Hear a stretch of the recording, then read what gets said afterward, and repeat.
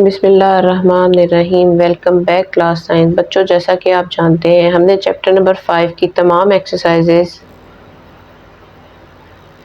5.1 and 5.2 को completely solve कर लिया है। आज हम रिव्यू एक्सरसाइज 5 के क्वेश्चन नंबर 1 एंड 2 को सॉल्व करने जा रहे हैं। क्वेश्चन नंबर 1 में कह रहे हैं encircle the correct answers, MCQs हैं, ठीक है।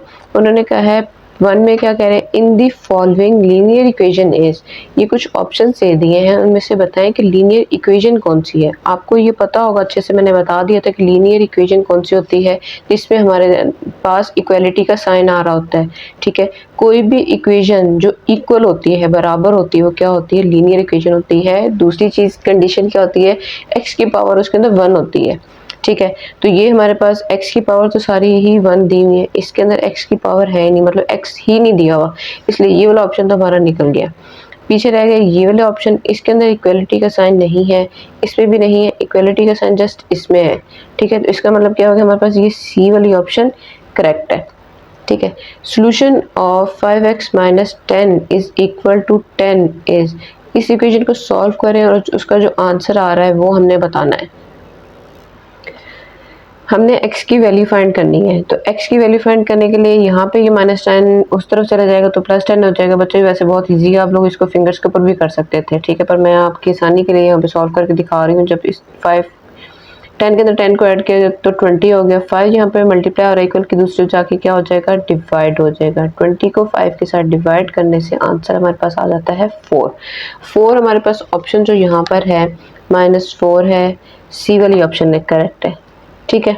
इसी तरह यहाँ पे हमारे पास थर्ड ऑप्शन में एमसीक्यूज है, if 7x + 4 less than equal to 6x + 6 then x belongs to the interval. हमें पहले इसकी वैल्यू को फाइंड करना होगा, फिर ही हम बताएंगे कौन सा इंटरवल आ रहा है, ठीक है जी। x की वैल्यूज को एक तरफ कर लेते हैं, छोटी वाली वैल्यू को बड़ी वाली वैल्यू के पास ले आते हैं। ये प्लस है, इस तरफ आके माइनस हो गया, ये 6x इधर ही रहा, ये +4 दूसरे से जाके क्या हो गया, -4 हो गया। इन दोनों को सॉल्व किया तो हमारे पास x की वैल्यू आ गई है 1 लिखने की जरूरत नहीं है, ठीक है।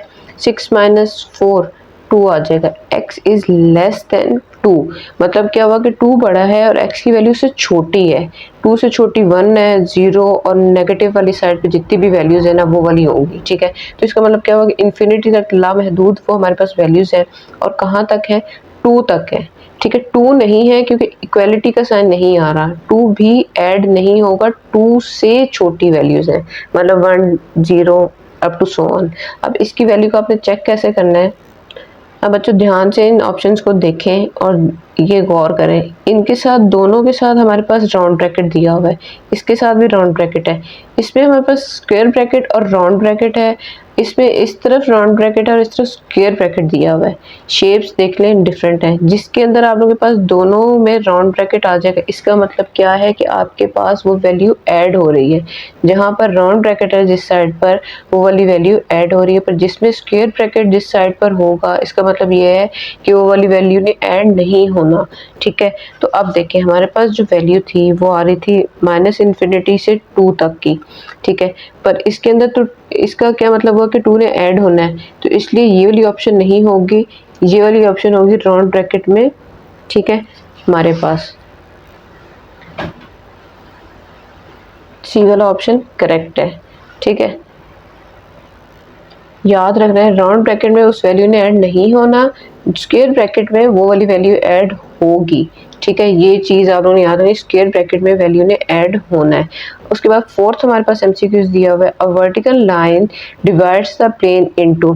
एक वर्टिकल लाइन है, एक सीधी लाइन, वर्टिकल लाइन इस तरह की होती है, ठीक है, उसको हमने ड्रॉ किया है, एक प्लेन पेज के ऊपर ड्रॉ कर लिया है, तो वो क्या करेगी, लेफ्ट हाफ प्लेन, क्या वो लेफ्ट हाफ वो क्या शो कर रही है, राइट हाफ प्लेन नहीं, फुल प्लेन नहीं, 2 हाफ प्लेन्स। अब वो जब हमने लाइन ड्रॉ कर ली, इस पूरे पेज के ऊपर हम लाइन ड्रॉ करते हैं तो क्या होगा, 2 पार्ट्स हो जाएंगे हमारे पास, हाफ हाफ हो गए, ठीक है। तो इसका मतलब क्या होगा, डी ऑप्शन हमारे पास करेक्ट है। अच्छा, फिफ्थ वाले में क्या कह रहे थे, equation formed from the linear inequality is called. बच्चों एक्सरसाइज 5.2 को जब हमने स्टार्ट किया था तो उसके क्वेश्चंस को जब हम स्टार्ट करते थे, सॉल्यूशन जब स्टार्ट करते थे तो सबसे पहले क्या लिखते थे, द एसोसिएटेड इक्वेशन इज, ठीक है। हम इनइक्वालिटी को किस में चेंज कर देते थे, एसोसिएटेड इक्वेशन में। कॉरेस्पॉन्डिंग इक्वेशन का भी मैंने बताया था, कोई सा भी नाम आ जाए तो आपने उसी ऑप्शन को करेक्ट कर देना है, ठीक है। उसके बाद हमारे पास 6 वाले में क्या कह रहे हैं, 6x + 4 is less than equal to 0 is. ये चीज़ हमारे पास अगर आ जाए तो ये इक्वेशन कहलाएगी, नॉट इन इक्वेलिटी कहलाएगी, इनइक्वालिटी कहलाएगी कि आइडेंटिटी कहलाएगी। बच्चों जब इसके अंदर साइन हमारे पास इस तरह का दिया हुआ लेस देन का और ग्रेटर देन का, तो वो क्या हो जाएगी, वो इनइक्वालिटी के ऑप्शन में आ जाती है। वो इक्वेशन तो रही नहीं, इक्वेशन में इक्वल का साइन होता है। आइडेंटिटी वो किसी चीज़ को इक्वल टू 1 नहीं आ रही है, ठीक है। नॉट इक्वालिटी मतलब वो ऐसी भी कोई कंडीशन नहीं है। तो इसका मतलब क्या हुआ कि बी ऑप्शन हमारे पास करेक्ट है।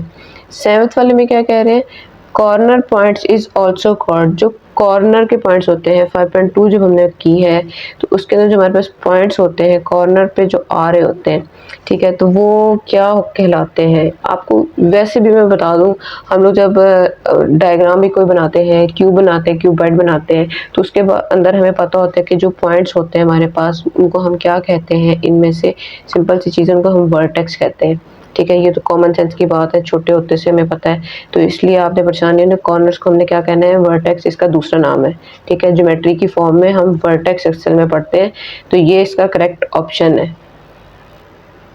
8 वाले में है 0 0 इज सोल्यूशन ऑफ इनइक्वालिटी। 0 मतलब x और x अगर 0 हो तो वो इनइक्वालिटी की कौन सी कंडीशन को सेटिस्फाई कर रहा है। बच्चों अगर हम इसके अंदर 0 0 को पुट करें तो 0 इज ग्रेटर देन 8 गलत हो जाएगा, ठीक है। इसी तरह जब यहाँ पे 0 पुट किया तो 0 is less than equal to 0, ठीक है। तकरीबन 0 इस तरफ भी है, 0 इस तरफ भी है, तो इस चीज़ को भी छोड़ देते हैं। बी में क्या कह रहे हैं, अगर ये दोनों 0 हो गए तो ये 0 इज ग्रेटर देन 6, तो गलत है, 0 छोटा होता है। यहाँ पे भी क्या हो जाएगा, 0 इज ग्रेटर देन 4, मतलब ये जो ग्रेटर के साइन है ना, ये तीनों कंडीशंस तो हमें बता रही कि 0 बड़ा होगा, जो कि गलत है, ठीक है। एक ये मिलती जुलती ऑप्शन है जो तकरीबन सेटिस्फाई कर रही है कि हाँ जी यहाँ पर ये जो 0 है वो 0 के इक्वल, नॉट इक्वल या ग्रेटर और लेस में आ सकता है। तो इसके नीचे अगर आप इक्वल टू का ऑप्शन ये साइन लगा दें जो मिस हो गया है, तो आपका ये वाला ऑप्शन करेक्ट हो जाएगा। मतलब ये 3 कंडीशन तो सेटिस्फाई नहीं कर रही, तो डेफिनेटली अक्सर से MCQs आ जाते हैं जिसके अंदर करेक्ट आंसर नहीं आ रहा होता, तो उसमें हम क्या करते होते हैं, जो तकरीबन उससे मिलता जुलता होता है ना, हम उसको टिक कर देते हैं। 9th वाले में है the solution region restricted to the first quadrant is called, ठीक है। तो ये हम लोगों ने, अगर आप लोगों ने 5.2 के डिटेल उसके अंदर जो दी हुई थी उसको पढ़ लें तो यह हम इसको क्या कहते हैं, फिजिबल रीजन कहते हैं। ये आप लोग याद कर लीजिएगा, इसको क्या कहते हैं, फिजिबल रीजन कहते हैं। A function that is to be maximised और मिनिमाइज्ड इज कॉल्ड। ऐसा फंक्शन जो बढ़ भी रहा हो और कम भी हो रहा हो उसे हम क्या कहते हैं, उसे हम कहते हैं ऑब्जेक्टिव फंक्शन, ठीक है। ये 2 ऑप्शंस हैं, ये इसकी डिटेल आपको 5.2 के शुरू में अगर आप अच्छे से पढ़ लेंगे तो आपको इसके आंसर करेक्टली समझ भी आ जाएंगे,